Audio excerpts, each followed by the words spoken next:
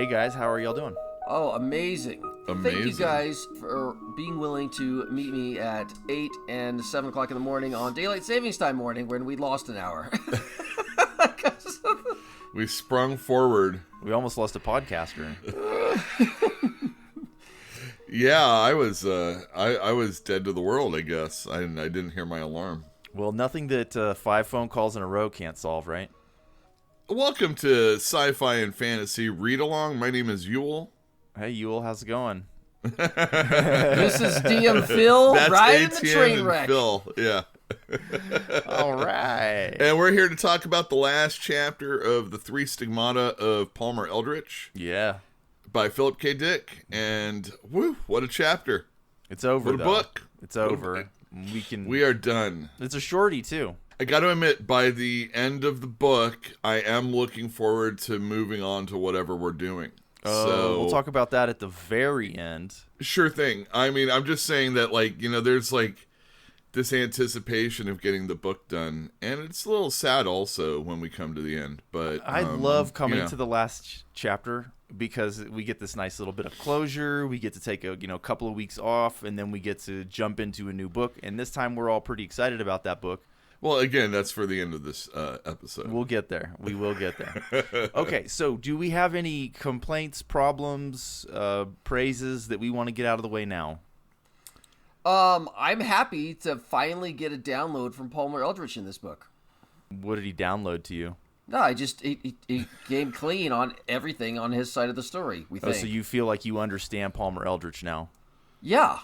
Okay. All right. I will have some mud to throw in that water when we get to the end, I suppose. Oh, don't get me wrong. There's plenty of I don't comprehend anything in this chapter, but we get some fine meat on the bone from Palmer, and it was very gratifying or satisfying. I wasn't really expecting it because I guess I tend to expect that the second to last chapters are usually the ones where we get all of the meat and the closure comes at the final, right? In the last chapter.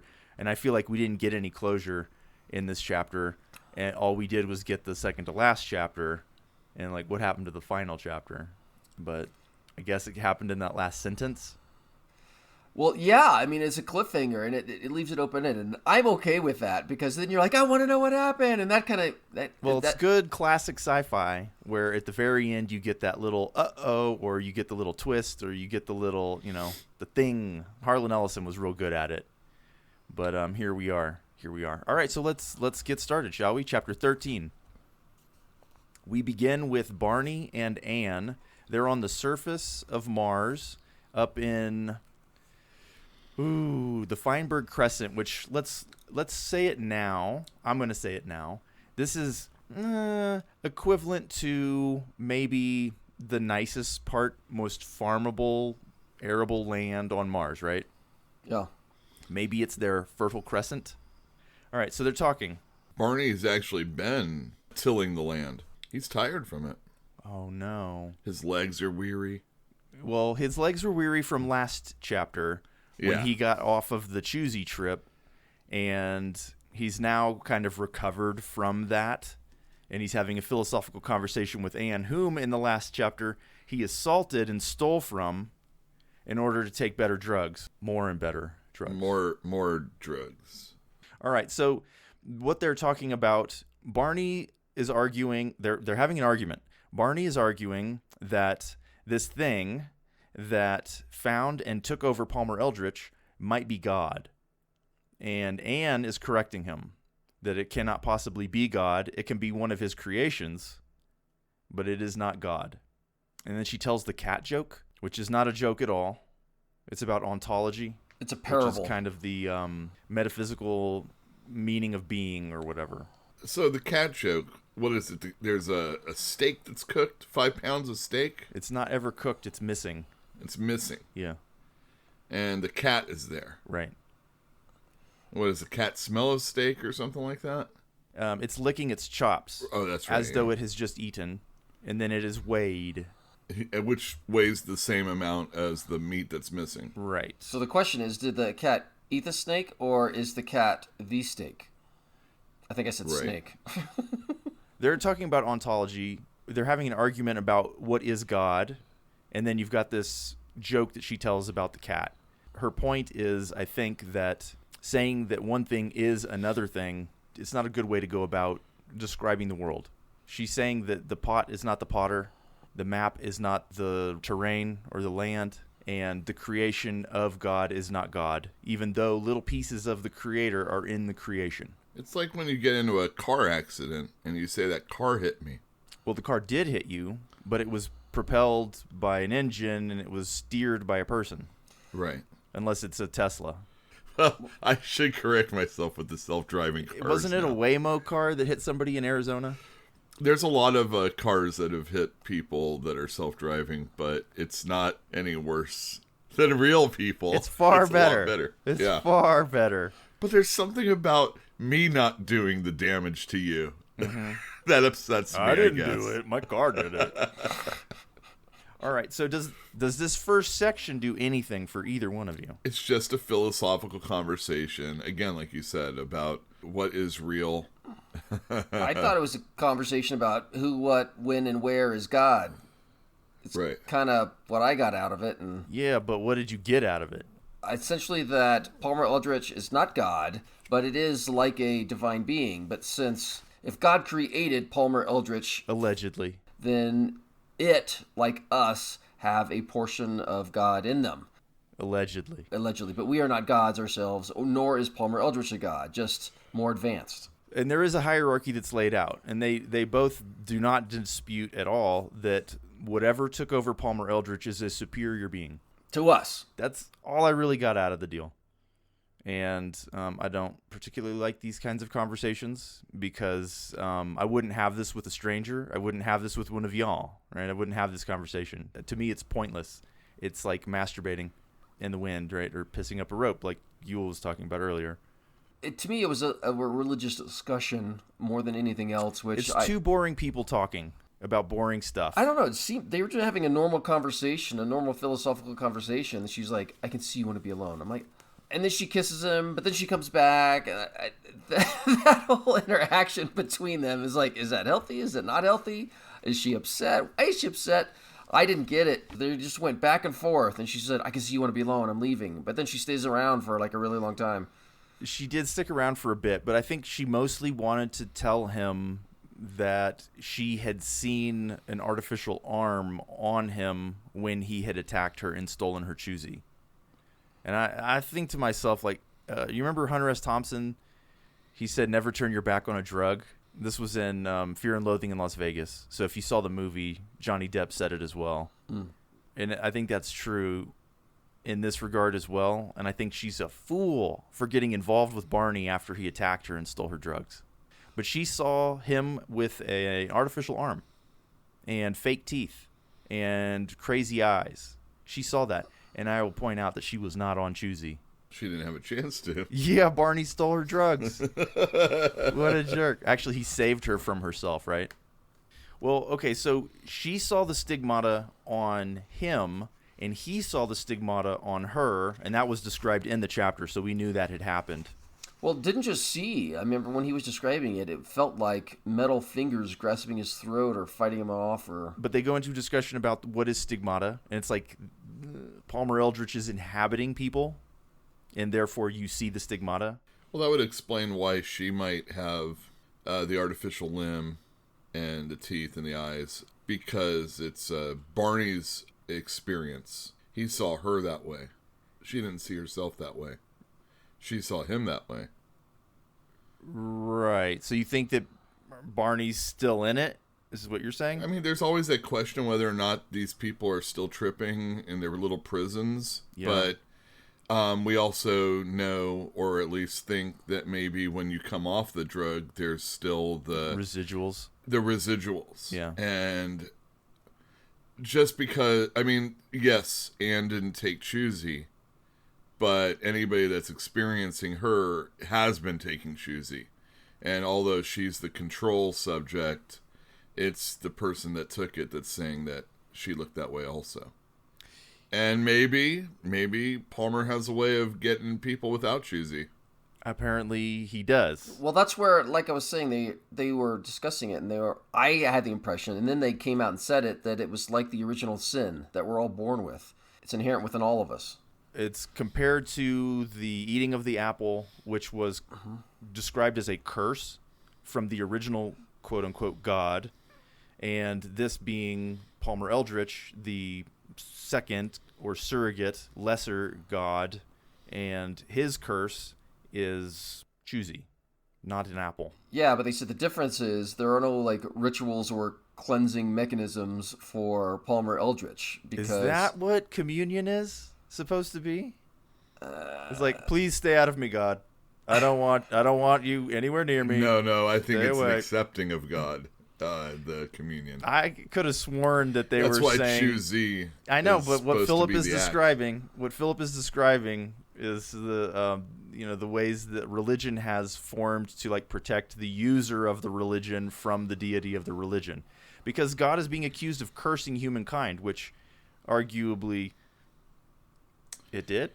Well, what else is a period? Or having to till land, Well, being kicked out of the Garden of Eden is the curse, Right. right? Or the punishment, yeah. It's described as a curse in this The act chapter. of living and dying is the atonement. Pain in childbirth, Yeah. having to work the land. Like, remember, they got kicked out of a paradise. And in the area that we see now where the Fertile Crescent is, it's still okay, but like it's been agriculturally destroyed over the last 10,000 years. It used to be a lot nicer.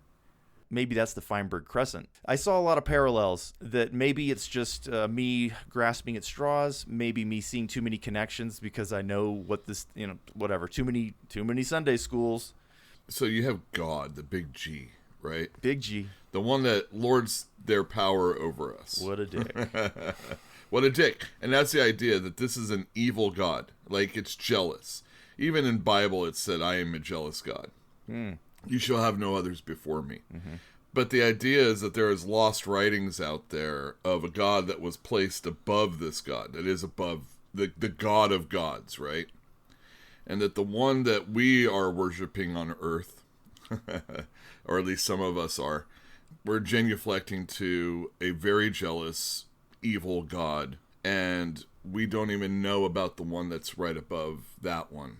Sure. And to me, in this book, the idea that Palmer Eldritch, or the thing that's in him, is God, it feels very much like that. Like what we know, because we are so far down on the spectrum of, we're insects to this thing, right? It's what we can sense, right? Right, exactly. So, the idea is that maybe there's something even bigger and more godlike out there. Less accessible.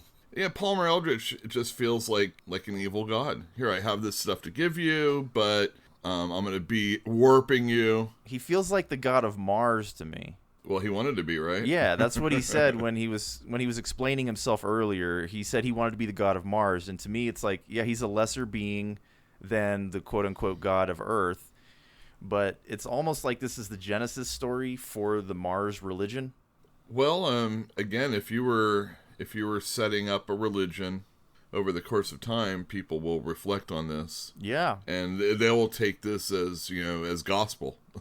Yep. And it becomes a belief. We have a virgin birth in a Christian religion, which is ridiculous, right? No, it's absolutely nuts. But, it's accepted. And, even though, science wasn't quite what it was back then, maybe someone was led astray. This is something we still believe. Dude, it's so easy to explain.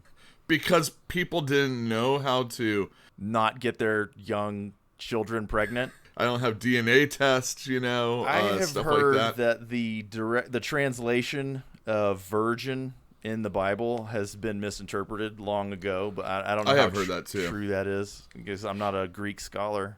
I always thought that virgin was meant to be Young woman. Yeah, exactly. Right. Yeah. Which is not surprising, is it? A young woman gets pregnant. Big whoop. What? I know. Well, she also said, "How can I be pregnant? For I know no man." So, Which is like, please don't stone me to death. God did this. What? yeah, trust me. Yeah, what's more likely that God had sex with a virgin woman, or she had it on her own and then said, "I don't know how this happened." All right, so Barney is going to work. Anne leaves. And Barney spends some time working on the dredger, or working with the dredger on an extension of a canal or cleaning out a canal or something like that, when he encounters one of the Martian native species, the telepathic jackal-like creature that was described earlier. And Philip, do you remember our conversation about this hypothetical jackal creature? And we're like, it's telepathic. And I was like, oh, obviously it's, it's a pack hunter, and that's what the telepathy is about. And you were like, wouldn't it be terrifying if it was like, I'm gonna eat you? Apparently that's what it is. Oh, that's literally how it introduces itself. It's like, may I eat you? It asks him. Well, at least it's polite. Yes, I know. It's also starving. That's it. Yes, that's. Do you guys remember how it was described? Yes, it says it looked a little like a lean, famished old grandmother on all fours, and you realize that this was probably the jackal-headed creature which she had been warned repeatedly about.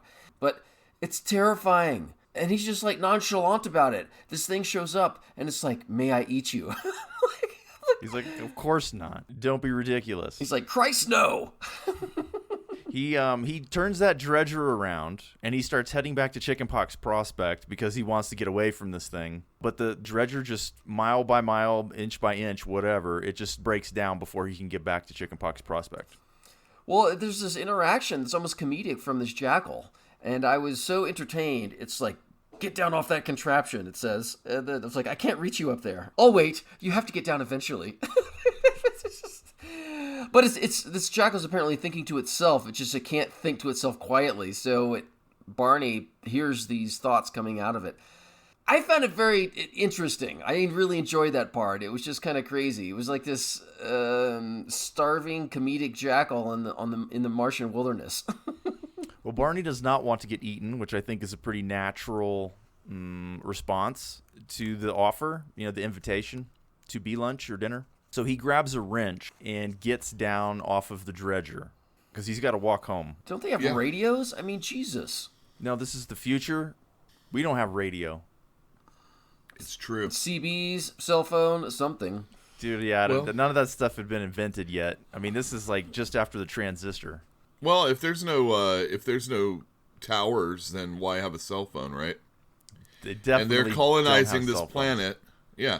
Well, what I'm saying is they're colonizing this planet, and it's tough, and not a lot of people really want to do it.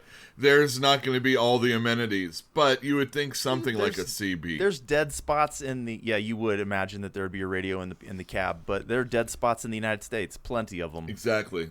Yeah, and we don't realize that. A lot of people. If you get off of the interstate, even Right. just a little bit in some of the remoter parts of the country, you will get dead zones all over the place. So he doesn't want to die. He's got a wrench in hand, and he's brandishing it so that this creature will realize, he's communicating, this is my weapon, I'm going to kill you with it, whatever. But the jackal is hungry, starving, so it charges him. If you're that hungry, nothing's going to stop you, right? No, nothing. Except there is something Unclean. that stops it. Unclean. The jackal realizes that Barney is unclean. Yeah, it veered off in the last 5 feet or whatever. What was the deal with that? It can sense that he's unclean.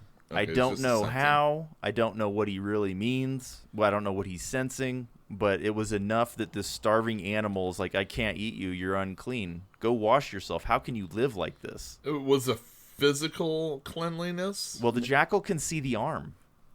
And the eyes. Yeah. And the teeth. And The so jackal can sense it. What is this? What is this getting at? when the jackal said, you're unclean, and Barney said, maybe we're all unclean to you. And he's like, just you. Look at, your arm. There's something intolerably wrong with you. How can you live with yourself? Can't you cleanse yourself some way? This was like, hurry up, take a bath. I want to eat you. I love this. But yeah, you're right. He said only Barney was unclean. And thinking about that, I don't know what to say. This jackal isn't talking to everybody from Chickenpox Prospect, right? Or whatever it's called.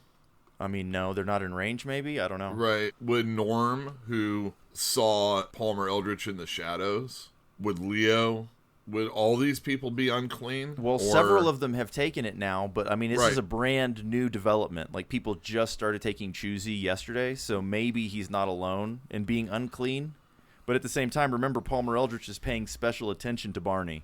This jackal that's so hungry and telepathically speaking to Barney is talking about how he's unclean. Barney is unclean, but there's no evidence that his hovel mates aren't unclean also.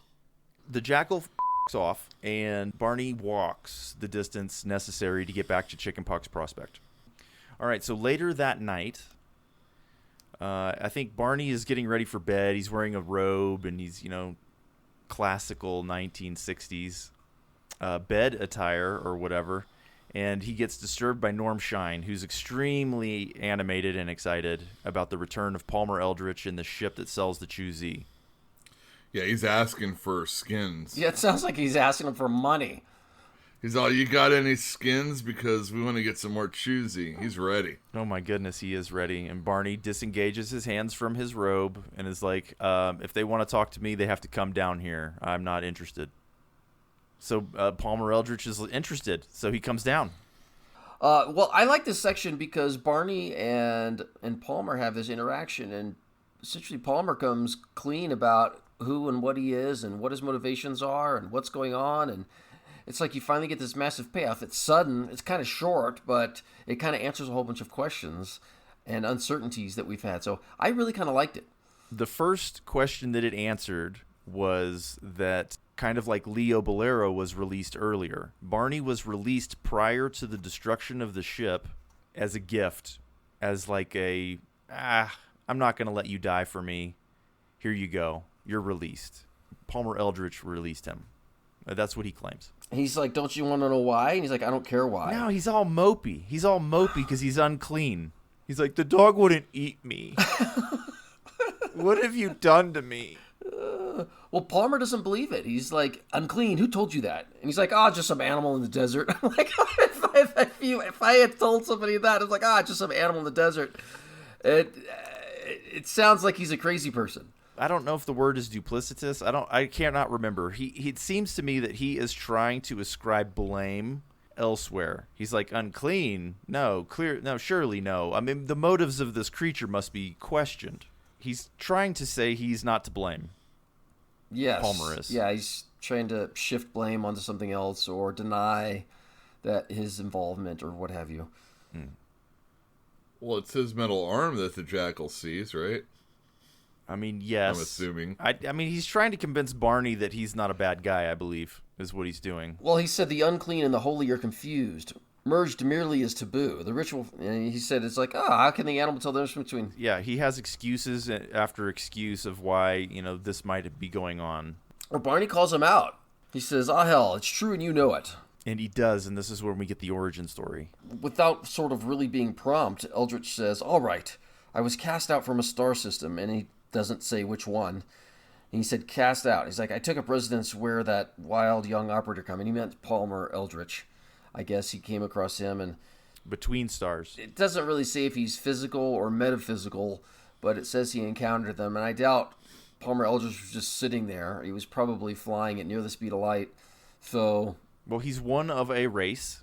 Yes, that's true. Who was cast out of a star system by his own people or his own kind. He encountered Palmer Eldritch and apparently took him over.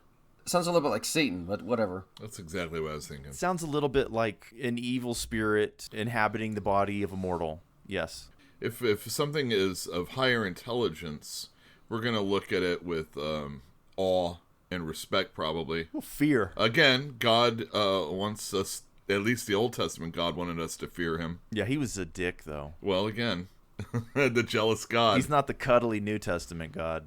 No, but Yeah. When you have kids, it changes you, I hear. Oh, it definitely does. I've seen it in all of my friends that have children. They turned into, parents, I guess. All right, but... You used to say a lot more F words. This creature claims that it is simply trying to perpetuate itself in the only way that it knows how.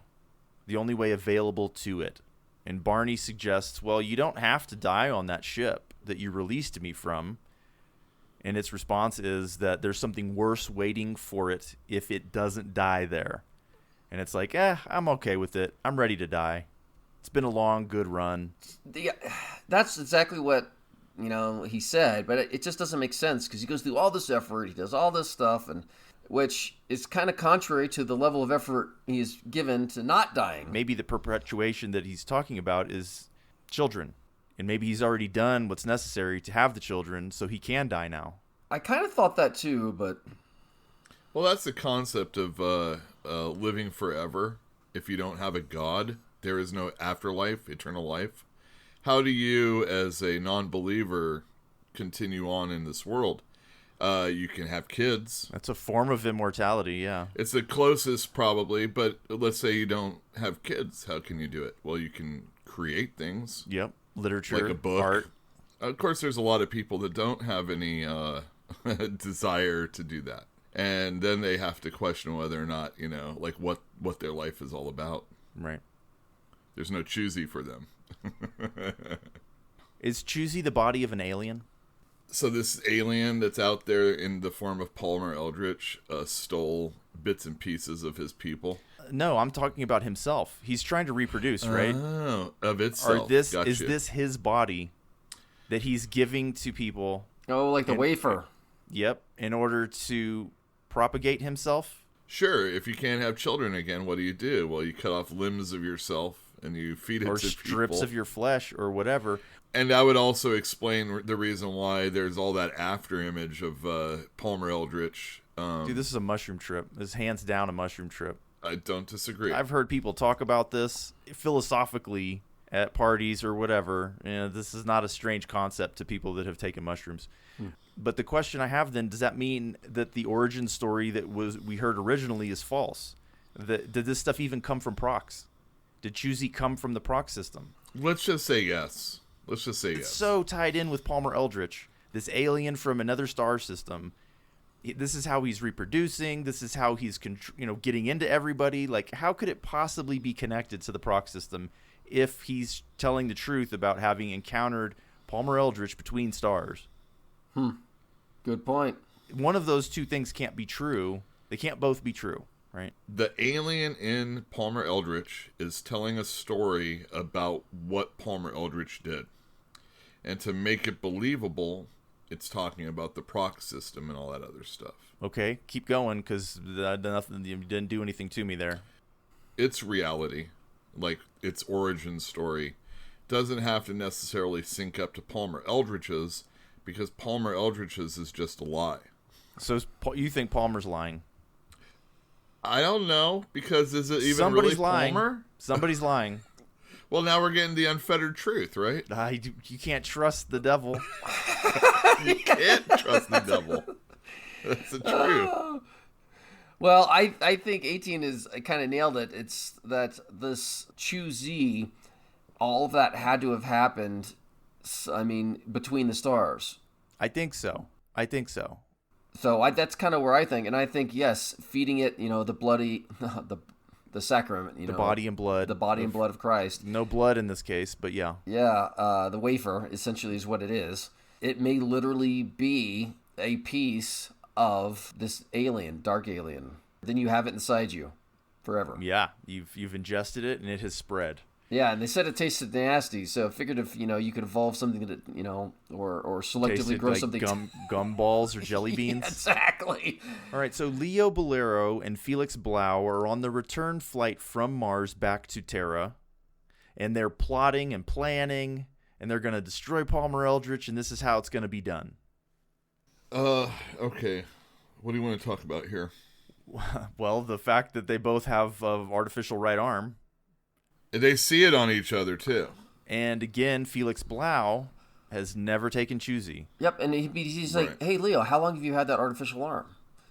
Like he just noticed. It's like, get out of here, dude. What is the matter with you? Yeah, and he's like, what? Have you always had that?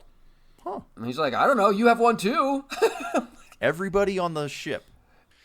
In some ways, they're arguing that this is a good thing because the UN will have to face the strangeness of the situation, and they're thinking that this will be good for them in the long run because they're the enemies of Choosy, they're opposing it, spread, etc. But I think ultimately Leo decides that, oh, I'm still in the trip. That's what's going on. Nothing matters. I'm still in the trip. Eventually I'll wake up. And when I do, I'll fight to the death.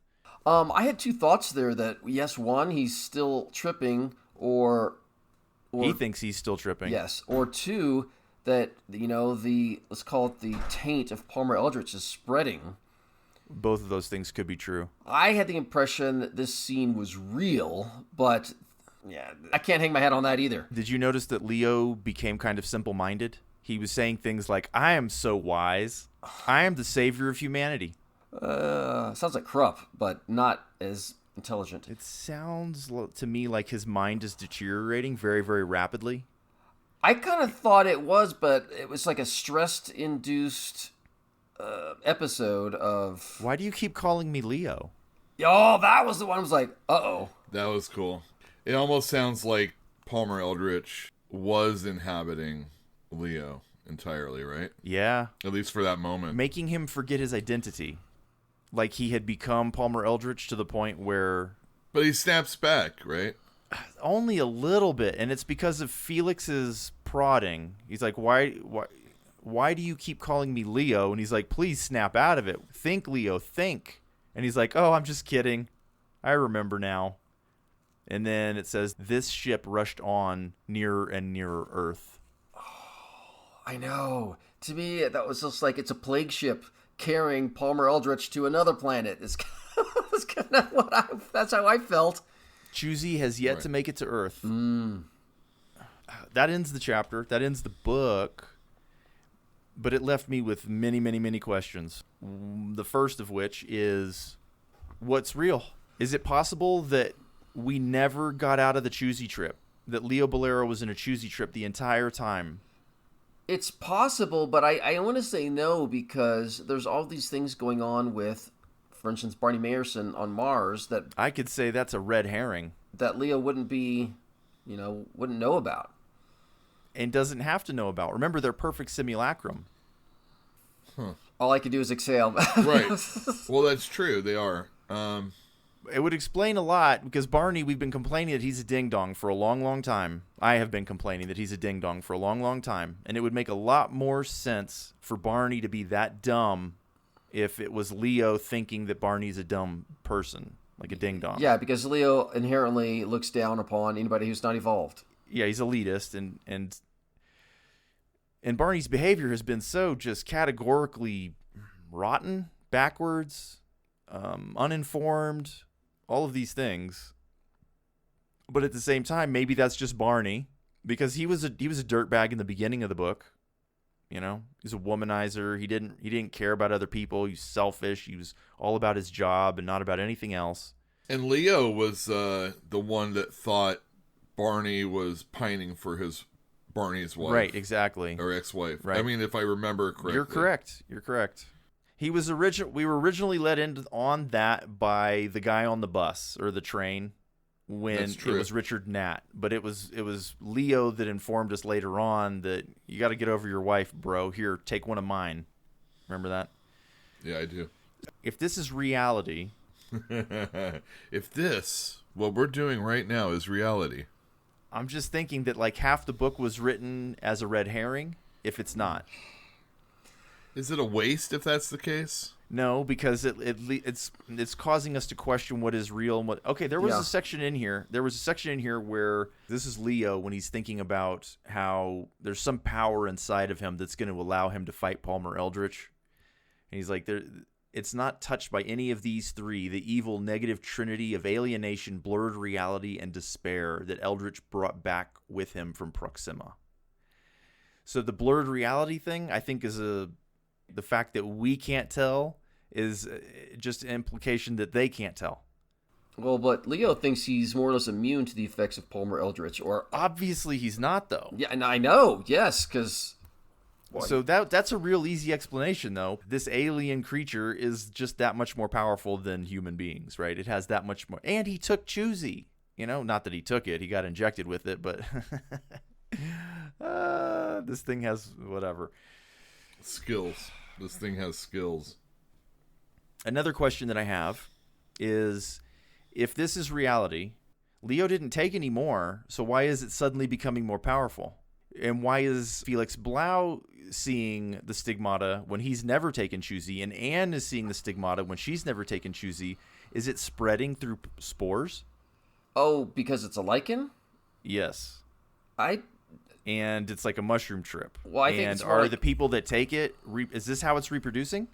I think it's turning every single one of them into a Palmer Eldritch entity. I think it's getting inside of everybody. I think that's true. I think you're correct. But how is it doing it? I think the easiest avenue is by ingestion, but Which Felix Blau is immune. He Yep. didn't take it. Anne hasn't taken it. So how are they getting it in them? They're breathing it in. It's osmosis. Somehow they're getting it in them. it's this pervasive mentally spreading plague. I mean, I would vote for spores, but I got no alternative. That's the other problem. Like, I can't disprove or whatever because it's the only thing I can think of that would make any sense. Well, I think it's metaphysical, not physical. And yet they're eating it. Like, the whole thing started by them getting injected or eating it. Well, it's like, I mean, God is within you whether or not you believe in God. And it's, well, Palmer Eldritch is in you whether or not you've taken, the holy wafer of disgusting rotten mushrooms. If we ignore the mechanism, Palmer Eldritch is still in everybody. And it's either by proximity or by direct devotion or... It has to be by proximity. Otherwise, why is he going to Earth? Yes, and that's kind of what I was thinking. This was like effectively a Plague ship. a plague ship, if that's the way you want to look at it. That's when it ended with, and it continued on to Earth. Like, oh my gosh, it's still spreading. Yeah, it's just started. If we go with the assumption that Leo is still in his trip, Leo would still be on Luna. Yeah. And I guess Barney's not even on Mars, really, and neither is Anne. Right, but that means that the only person that knows that he needs to stop Palmer Eldritch is under the control of Palmer Eldritch on Luna and can do nothing about it. And remember, this was like UN sanctioned. Like, it was going to spread to Mars. The only problem is that when Leo was in the hospital, he was warned by Palmer Eldritch, I guess it was during the trip, that these aliens and then him are trying to take over with Choosy. Yeah, the Proxers Right. were trying to take over via Choosy. There's like a semblance of Palmer Eldritch that actually got out to let Leo know that something was up. Okay, so you're asking what is the point of Palmer and Zoe telling us that the aliens from Prox are going to take over? Well, it's funny that this Palmer Eldritch that's inhabited by the aliens still was able to slip out and let people know of the plan. Right. Know the plan. Right. And It seems maybe like there's no limit to the control that the alien has over Palmer Eldritch. It's like Palmer Eldritch is gone. except for the after image of Palmer Eldritch that actually got out. That's the only thing I've seen, and to me that could just be subterfuge. You know, like, blame the Proxers for what's going on. Tell everybody that it's the drug is coming from Prox. Where did this come from? Oh, it came from Prox. Oh, okay, yeah, sure. We take this other stuff called Candy that came from Io. It's very similar.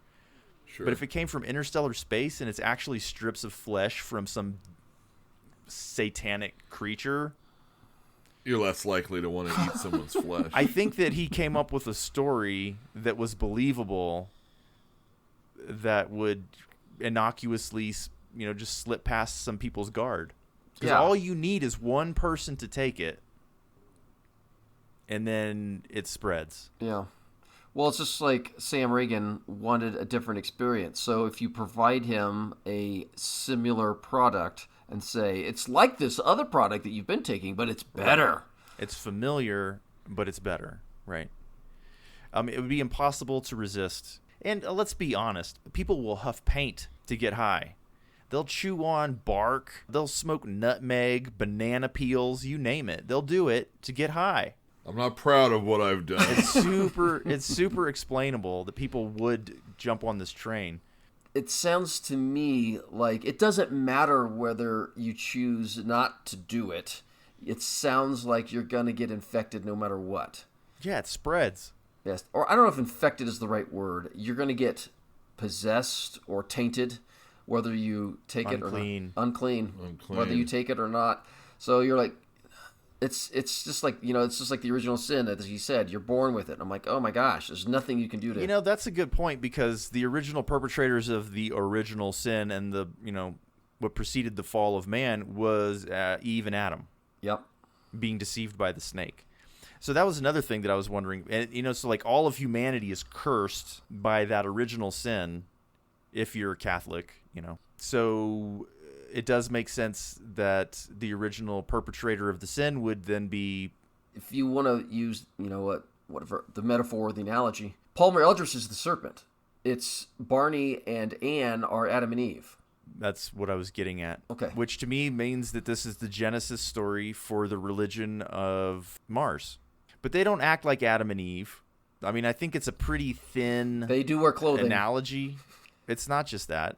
Yes, it's a man and a woman, and they've been tempted or sorely tempted or what have you. But now they have truth and knowledge of good and evil. Also eternal life, which is also what Palmer wrote. So there's things that make it similar, but it's thin, like I said. Well, I think you said it very well. I leave this book uncertain what the future is, uncertain whether Barney is in his trip. And this is the part where I told you I like it. Even if I didn't like the rest of the book, I like leaving on a cliffhanger with not knowing what's going to happen next. It's thought-provoking. I like that. That's, if I could sum it up, I like the way the book ended. If you get rid of the open-endedness of it and maybe the hallucinatory aspects of the book, it feels like he was writing a Star Trek episode. Just alien life, have to figure out what happened, this is what's going on, and then they solve it at the end, that type of thing. Yeah, except they didn't solve it. There's nothing, well, again, the open-endedness, yeah. the hallucination aspect, and even that sometimes you may get that within a Star Trek. Yeah, I think you did. Did you guys watch the one in The Next Generation where Tasha Yar died? Yeah. There was the black slug creature of absolute evil. That's kind of how I felt about this. And he was cast out by his own kind, and he's just absolute corruption and vileness. And it killed Tasha Yar for no reason, because it said, because it bothers you. Right. Bye, Tasha Yar. I think she quit, didn't she? And they had to write her out of the show. Well, it had to be something like that, yes. I believe so. And then she regretted it for the rest of her life because the show just kept going and going and going, and she quit. And she could have been on that show for 7 years. Probably a good thing. Season 1. I was not a big fan of her character anyway. So everybody likes Worf, right? Oh, Worf is so much better. That's what I was going to say. It was good for Worf. It was great for Michael Dorn. Michael Dorn. Yeah, great for Michael Dorn. All right, so let's see. Yule, do you got any final thoughts? Philip has expressed his final thoughts. He liked the way that it ended. You've kind of suggested it's a Star Trek episode. I'm looking and I'm seeing Philip K. Dick in everything right now. Yeah. If I see people talking so positively about The Matrix, or I see people talking about obviously things that are exactly from his stuff, like a Blade Runner and things like that, it all is in here in this book to some degree. He was at the height of his power when he wrote this book. Right. I think when we see with artists, especially writers, but you'll see it in music and other things also, that you get to a certain age, or you get to, again, the height of your powers of being an author, and you no longer try to do anything different, but what you try to do is perfect the thing that makes you who you are. Refinement. Right. I mean, it's very rare when a musician does something different later on in life. And usually they have to go to another country to figure that out. A little appropriation, please. Sure. If that's the case, and this is that book, whether it's the final result of what Philip K. Dick was trying to accomplish, or it's the beginning, what I'm seeing in this book is distillations of it in other people's work all the time. Sure. Especially if we're talking science fiction. Oh, he was super influential. And that's quite impressive. He gets a lot of things right, and he ignores the stuff Gets a lot of things that wrong. you can't possibly know, other than, us with our cell phones and stuff like that. The cell phones ruined Seinfeld. If there was a cell phone at the time, almost every Seinfeld wouldn't have had a problem. Sure. I'm watching like reruns of Law and Order right now. Yeah. And it's just so funny that, they don't always have a cell phone on them. They have to go to a payphone or something like that. Yeah. And, they have to go back to office to get their marching orders and stuff like that. And you don't necessarily need to do that anymore. No. And that's pretty crazy if you think about it. But no, I enjoyed this book. It's trippy. It's heavily philosophical. Yeah. Whether or not God is real, what is God, who we are we real? And then again, that open-endedness on like, is Leo Bolero the main character in this entire thing? Is it just his interpretation of what other people are? And it really doesn't matter because, again, like in real life, you put out that persona, like let's say in social media. That is who you are at that moment. Who we are is what we present ourselves to be. And there's a lot of different avenues and ways to do it. And I think that's a lot in this book also. Does that make sense? Any of that? I don't know, Yule. I don't know. Well, that's why I say he gets a lot of stuff right. He doesn't know what he's getting right, but... Well, he's dead, so... Or is he? Yeah. Yeah, he is. Yeah, here he is. He's living... He had a stroke. He's living on right now in this book. Did you guys have any disappointments? There were some unanswered questions, or let's call it plot lines that never evinced themselves, like what happened to Ronnie? I know. That's my biggest disappointment, was that she seemed so promising as a character and was just neglected entirely. What happened to Richard and Emily Nat? Not that they were important, but in the very first chapter, I was rooting for Richard until he, Yep, I remember. until he came out to be kind of whatever. Ding dong, dude. That is a. And it also ding-dong. seemed like it was so out of the blue that Barney cared so much for Emily. And that she devolved, and that didn't really go There's no anywhere. payoff, yeah. And yeah. Sorry, Phil. You were on No, the roll. that was basically the same thing. That was a plot line that was developing, and then it was just dropped on both of those counts. But again, if we're to believe that Leo is the star of this thing, or he's the main person, or nothing ended after his encountering Palmer in the beginning, Yes, his trip, then permanent trip. all of this stuff is just what's going on. And I can in his explain mind? that stuff away and not be upsetting. You mean in his mind?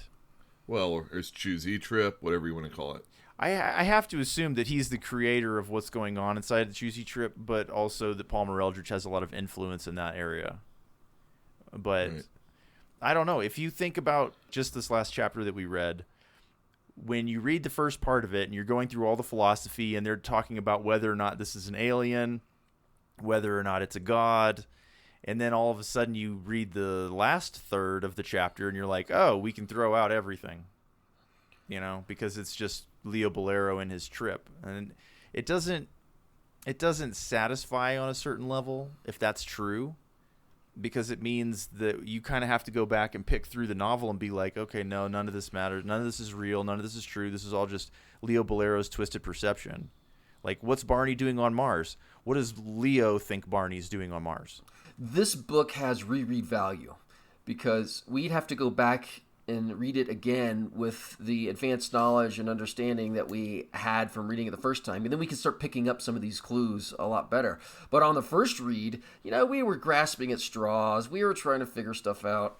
And sometimes I think maybe we got it right, but I think most of the time we got most things wrong, Yeah.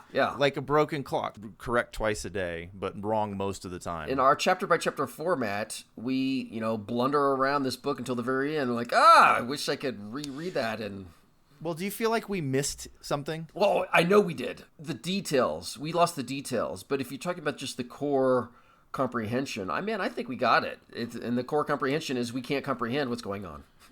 That's right. We asked the right questions, I think, as we're reading this book. I feel You know what I mean? confused a little bit on that. I do know what you mean. I feel like there's no way for me to go into a novel and not ask the questions that I have been asking and that we have been asking along the way. But at the same time, given how the book ends, I can't help but feel like we've missed the plot. Did we? I mean, I've never talked to anybody else about this novel. I have no idea other than what Mike Stevens told me from Texas, that it's terrifying. And I agree. I have to agree that the end of this book is a bit terrifying. Nothing you can do. The invasion's already happened by the time we're aware of it. Yeah, the last page is the terrifying part. Last sentence.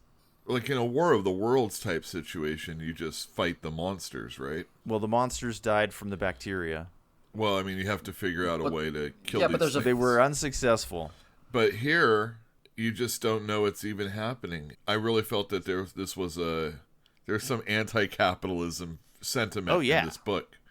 It still is that way because we are a people in America, in the world for the most part, West, where we care about our things, whatever that. It doesn't have to be physical objects, but things.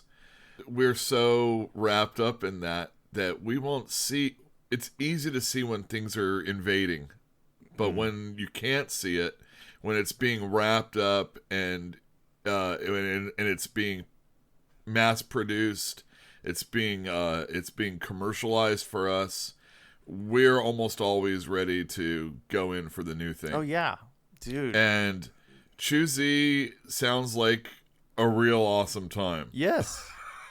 And if I'm philosophically inclined, it sounds like an even better time. Right. The perfect vector for an invasion, right? Does it allow you to predict the future? I feel like it doesn't. It allows you to speculate and interpolate into the future, but if you're not Barney, you're going to have a real hard time. And that was another thing. It's like, why does Barney have this precog ability? Do you see? To get Leo on the road. That's why. It was a vehicle for the author. I don't know, maybe. I feel like if you had the precog ability, you should have been able to see the invasion coming. But if we accept it and never know it's coming... It would have made the news, man.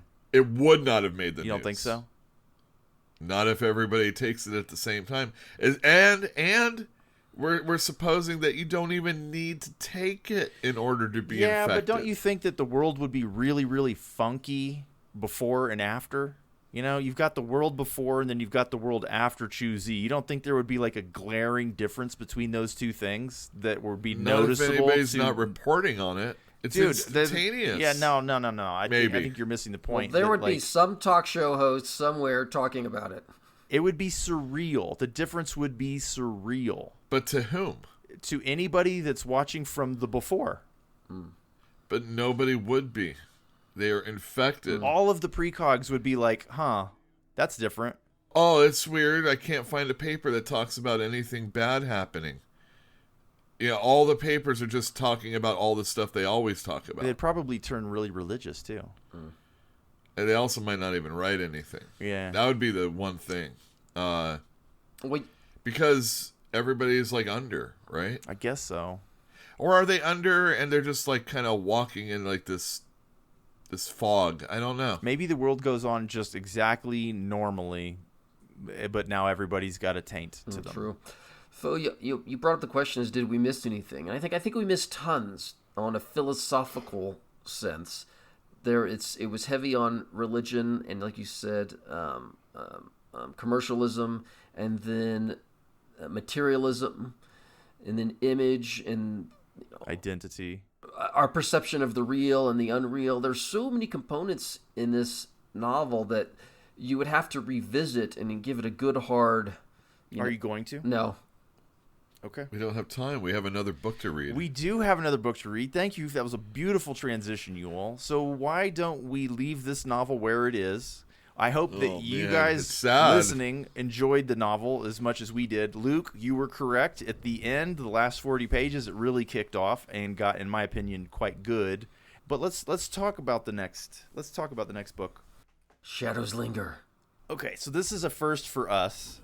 We're going to go on to the second book in a series, Shadows Linger by Glenn Cook. Now, why are we revisiting this book, Yule? Or this series? Sci-Fi and Fantasy Read-Along's first book that we got together and talked about was The Black Company. Well, it's a series of books, but this is the first trilogy. It is the original trilogy written in the mid-'80s.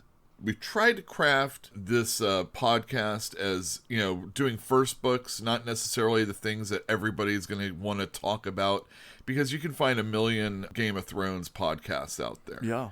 And they've mined those to death. Stephen Erickson, too, at this point. And when we did the Black Company and then Stephen Erickson, there still wasn't a lot of people doing that kind of stuff. Isn't that crazy?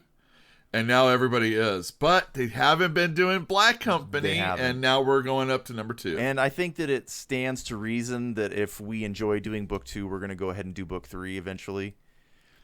Plus, we've had people bugging us about it, too. Not for a while, but we definitely had people asking after this one in particular. I mean, more people have been asking for Malazan than the Black Company, but I'm still loath to go back to the Malazan stuff because to me it's oversaturated, and they're really long books.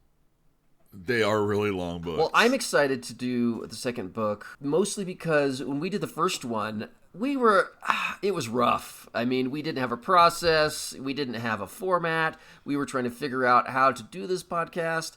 And I thought it was a little on the rough side. So in a way, I get a chance to revisit that storyline and get some satisfaction out of doing it with a much, much better than we did the first time. And we get to get back to fantasy, too, which we haven't done in quite a while. Well, the last couple of books were, Asimov, and then Slaughterhouse 5, and then Philip K. Dick. So we did 3 sci-fi books in a row. Mm-hmm. Yeah. Mm-hmm. Yeah.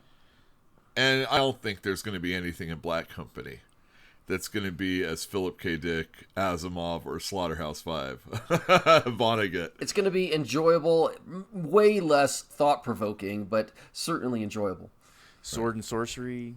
What is it? What is this category called? Dark fantasy? That's just an old term for horror. They call it, I don't know, there's the grim dark stuff, right? Right, grim dark. This would be more in line with that, but I don't know if it's exactly That's a like label. that. Who really cares ultimately, but... Well, I mean, you asked. I did. But I'm just waiting to see someone swing a sword. That's all. We're going to part ways with y'all here. It's been a good book, in my opinion. It's been a nice ride. But we are going to have to see you in the next one, which will be soon, 9 days from now, if you're listening to this. That's right. It'll be 9 days from now. Yeah, exactly. Magically. All right. Well, thank you for joining us. We'll see you in the next one. Bye, all. Goodbye.